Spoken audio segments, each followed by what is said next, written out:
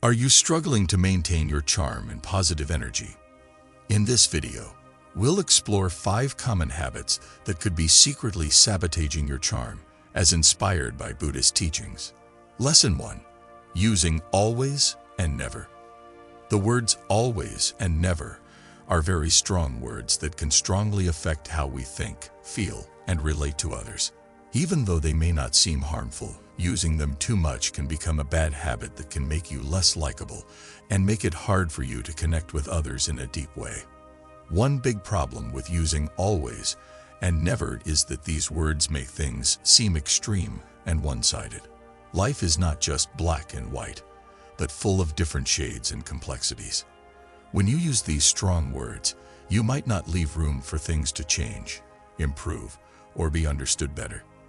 For example, saying "I always mess up" or "you never listen to me" can make you feel stuck or upset, which can stop meaningful conversations and personal growth. Think about using always and never when talking to yourself. Saying "you always mess up" or "will never be good enough" makes you believe negative things about yourself. This self-bullying makes you feel bad and less confident. It creates a loop where you keep thinking these things, and they become your reality. This can hurt how others see you, as they may think you're too negative or hard on yourself. Buddhism teaches that it's important to have the right way of looking at things. This means seeing things as they really are, without going to extremes. When you practice having the right view, you can start to see how saying always or never can be harmful. Instead, you can have a more balanced and realistic point of view. This change in how you think can help you face life with more calmness, strength, and attractiveness. In relationships, using words like always and never can cause a lot of harm. These words usually make people feel defensive and start arguments because they suggest a final and unchangeable decision. If you tell someone, "You never help me," they might feel like they're being criticized and not understood. This can make them feel more distant and upset. Instead, if you talk about your feelings in a more detailed way, like saying "I sometimes feel like I don't get help in certain situations," you create a chance for a better and kinder conversation. Using words like always and never too much can hurt how charming and happy you are. If you notice how only thinking in absolutes can be bad and try to be more open-minded and flexible, it can help you understand yourself better, be kinder, and handle tough situations better. This change inside you can make you more charming, confident, and satisfied in everything you do. Just remember, being truly charming means feeling calm and being yourself, and you can only do that if you stop holding on to strict and negative beliefs. Lesson 2. Avoid bullying yourself. Hurting yourself by saying mean things and being too hard on yourself can make you feel bad inside and harm your peace of mind. It's like being mean to yourself all the time and not being kind to yourself. In Buddhism, it's important to treat yourself well, not just others. When you bully yourself, it creates a bad atmosphere inside you that makes you feel less valuable and spreads negativity to those around you. Negative self-talk is like bullying yourself. It often comes from old beliefs about feeling not good enough. These beliefs can come from things that happened before, what society says, or thinking you have to be perfect. Buddhism talks about right view, which is seeing things in the right way. It means realizing that these negative beliefs are not the real you. They are just thoughts made up by your mind. In Buddhism, people say the mind is like a garden. If you keep thinking negative thoughts about yourself, they will become the main thoughts you have about yourself and the world. But if you think kind thoughts about yourself and others, your mind will become a nicer place. This change in thinking can make you more charming as you start to show positivity and confidence. It's important to know that self-bullying usually comes from fear. Fear of failing, fear of rejection, or fear of not being good enough. Buddhism says it's important to confront our fears with bravery and understanding. By recognizing and dealing with the fears that cause you to bully yourself, you can start to break the cycle of negative thoughts that stop you from moving forward. This might mean thinking deeply about yourself, meditating, or talking to a teacher or therapist. It's a very important step in stopping self-bullying and building a happier and more confident self. Avoiding being mean to yourself is really important for feeling good about yourself and being happy inside. If you practice being kind, paying attention to the present moment, not hurting yourself or others, and being understanding and caring to yourself, you can change how you think about yourself. This change inside you will make you more charming, so people will be drawn to you, and you can form stronger and more meaningful relationships. Remember, the way you treat yourself shows others how to treat you, so treat yourself with the same kindness, respect, and love that you want and deserve. Lesson 3. Work on your weaknesses. One of the most important teachings in Buddhism is that life is a journey of becoming better and growing as a person. It's about admitting and working on our flaws. By doing this, we not only become better people, but also improve how we interact with others. Before we can improve our weaknesses, we need to know ourselves better. In Buddhism, practicing right mindfulness is important to develop this self-awareness. Mindfulness helps us pay attention to our thoughts, feelings, and actions without criticizing ourselves. It encourages us to reflect on our shortcomings without feeling bad, but with kindness and empathy. Recognizing our faults is brave, not a bad thing. It means we see ourselves clearly and know we're not perfect. This is the first step to getting better. Buddhism says we're always changing, and when we accept our flaws, we can change and become better. A big problem in improving our weaknesses is our ego. Our ego doesn't like admitting our faults because it wants to protect our self-esteem. But Buddhism says that the ego isn't real. It's just in our minds and can cause us pain if we don't control it. If we let go of our ego and be humble, we can start seeing our weaknesses as chances to become better, not as attacks on who we are. Working on your weaknesses is not just about identifying them. It's about actively transforming them into strengths. Buddhism offers several practices that can help in this transformation. When you approach self-improvement with compassion, you create a nurturing environment that allows for growth and healing. This compassionate approach also extends to how you interact with others. By acknowledging and working on your own weaknesses, you become more empathetic and understanding of the flaws in others. This empathy enhances your charm, as people are naturally drawn to those who are kind, understanding, and non-judgmental. Working on your weaknesses requires vulnerability, a willingness to admit that you are not perfect and that you have areas that need improvement. In a world that often values perfection and strength, vulnerability can be seen as a weakness. However, Buddhism teaches that true strength lies in embracing our vulnerability. When you are open about your weaknesses, you create a space for authenticity and genuine connection. People are drawn to those who are real and relatable, not those who pretend to have it all together. By being vulnerable, you show that you are human, and this humanity is incredibly charming. Self-reflection also helps you maintain humility, as it reminds you that the journey of self-improvement is never complete. There will always be new challenges and areas for growth.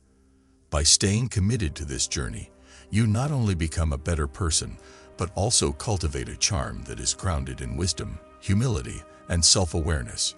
Working on your weaknesses not only benefits you, but also has a profound impact on your relationships. When you actively strive to improve yourself, you become a more considerate, understanding, and compassionate person. This has a ripple effect on the people around you, as they are more likely to feel valued, respected, and supported in your presence. In Buddhism, the practice of right speech encourages us to communicate in ways that are truthful, kind, and beneficial to others. By working on your weaknesses, you improve your ability to engage in right speech, which enhances your charm and deepens your connections with others. It's important to embrace the process of working on your weaknesses as a lifelong journey. Buddhism teaches that life is a path of continuous learning and growth. There will be setbacks and challenges along the way, but each step forward, no matter how small, brings you closer to becoming the best version of yourself. By choosing to go on this journey, you develop a special quality that comes from knowing yourself well, caring about others, and wanting to improve. This quality is not just about what others think of you, but also about how you see yourself. Confident, caring, and always getting better. Lesson 4. Stop comparing yourself to others. Comparing yourself to others is a habit that can destroy your charm and inner peace. In today's world, where social media and societal expectations often set unrealistic standards, it's easy to fall into the trap of comparison. Buddhism teaches us that true happiness and charm come from within, not from how we measure up to others. Comparing yourself to others often leads to feelings of inadequacy and low self-esteem. When you constantly measure yourself against others, you fail to appreciate your own unique qualities and strengths. This lack of self-appreciation can make you appear insecure and unconfident, which diminishes your charm. Buddhism teaches the concept of anatta, or the understanding of non-self, which reminds us that our identity is not fixed or defined by external comparisons. We are all unique individuals with our own paths, challenges, and experiences. By embracing our individuality and letting go of comparisons, we can cultivate a deeper sense of self-acceptance and inner peace. Another thing to think about is that comparing yourself to others can make you competitive and less compassionate. If you're always comparing yourself to others, you might care more about being better than them instead of forming real connections. Buddhism talks about karuna, which is about being nice and helpful to others. When you stop comparing yourself to others, you can develop a kinder and more caring attitude. This can make you more likable and improve your relationships. It's important to remember that everyone's journey is different. Comparing yourself to others is like comparing apples to oranges. Each person has their own unique path, with its own challenges and successes. By focusing on your own journey and celebrating your own progress, you can cultivate a sense of pride and fulfillment that is independent of external comparisons. Stopping the habit of comparing yourself to others is essential for cultivating charm and inner peace. By embracing your individuality, practicing contentment, and cultivating compassion, you can let go of comparisons and focus on becoming the best version of yourself. This inner transformation will naturally enhance your charm and make you more attractive to others. Lesson 5. Admit when you're wrong. One of the worst habits that can make you less likable is not being able to say sorry when you make a mistake. In Buddhism, being humble and open to learning from your errors are important for becoming a better person and having good relationships. Saying sorry when you make a mistake is a good thing, not a bad thing. It shows that you are strong and know yourself well. In Buddhism, it is important to see things clearly without letting your ego or pride get in the way. When you don't admit your mistakes, your ego is stopping you from growing and making good decisions. In Buddhism, it's important to speak truthfully and have good morals. This means being honest with ourselves and others when we do wrong. When we own up to our mistakes, it shows honesty and humbleness, which are important qualities. People are likely to admire and believe in you when you're truthful about where you fall short. Refusing to admit your mistakes can also lead to defensiveness and conflict in your relationships. When you are unwilling to acknowledge your errors, you create barriers that prevent meaningful communication and connection. Buddhism teaches the importance of metta, or loving kindness, which involves being gentle and compassionate in our interactions with others. By admitting your mistakes, you can approach others with humility and kindness, which enhances your charm and strengthens your relationships. When you admit your mistakes, it's important to really try to fix them. This means making an effort to correct what went wrong and become better. By admitting your errors and trying to make things right, you show that you care about becoming a better person. Taking responsibility for your actions in this way is impressive and shows integrity. It's also important to recognize that admitting your mistakes can be a powerful tool for building trust and credibility. When others see that you are willing to own up to your mistakes, they are more likely to trust you and feel comfortable around you. This trust is a key component of charm, as it allows you to build deeper and more meaningful connections with others. Admitting when you're wrong is an essential habit for cultivating charm and building strong relationships. By embracing humility, honesty, and a commitment to growth, you can let go of the need to be perfect and focus on becoming the best version of yourself. This inner transformation will naturally enhance your charm and make you more attractive to others. Lesson 6. Don't neglect yourself. One of the most common habits that can destroy your charm is the tendency to neglect yourself. In the hustle and bustle of everyday life, it's easy to prioritize the needs of others over your own. However, Buddhism teaches that self-care and self-compassion are essential for maintaining inner peace, happiness, and charm. When you neglect yourself, you deplete your physical, mental, and emotional energy, which can lead to burnout, stress, and a diminished sense of self-worth. This lack of self-care can manifest outwardly as irritability, fatigue, and a lack of enthusiasm, all of which can detract from your charm. Buddhism emphasizes the importance of right mindfulness, which involves being fully present and aware of your needs and well-being. By practicing mindfulness, you can tune into your body and mind, recognizing when you need rest, nourishment, or emotional support. This awareness allows you to take proactive steps to care for yourself, which in turn enhances your charm and vitality. Another important Buddhist teaching related to self-care is the practice of metta, or loving kindness. This practice encourages us to extend compassion and kindness to ourselves, just as we would to others. When you practice self-compassion, you create a nurturing inner environment that fosters growth, resilience, and inner peace. This inner peace radiates outward, making you more charming and attractive to others. Neglecting yourself can also lead to a lack of self-confidence and self-esteem. When you don't take the time to care for yourself, you may begin to feel unworthy or undeserving of love and attention. This negative self-perception can manifest in your interactions with others, making you appear insecure or withdrawn. Buddhism teaches the importance of right view, seeing things as they truly are, including your own worth and value. By recognizing your inherent worth and taking steps to care for yourself, you can cultivate a sense of confidence and self-assurance that enhances your charm.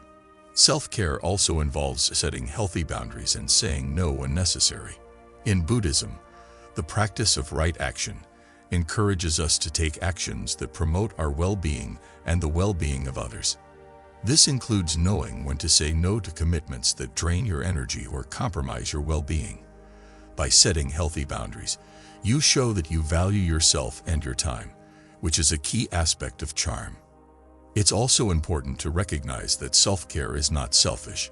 It is essential for maintaining your ability to care for others. In Buddhism, the concept of karuna, or compassion, teaches us that true compassion begins with ourselves. When you care for yourself, you replenish your energy and emotional reserves, allowing you to be more present, compassionate, and kind towards others. This inner strength and resilience make you more charming and attractive to those around you.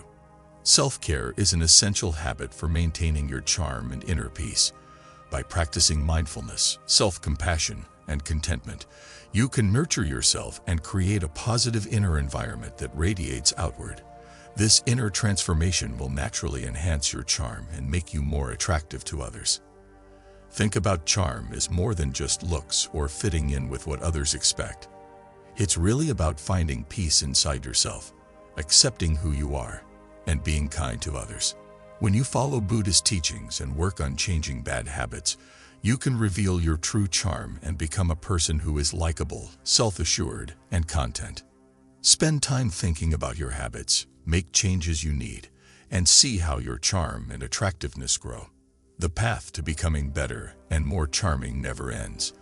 But if you follow Buddhist teachings, you can walk this path with grace, wisdom, and peace inside.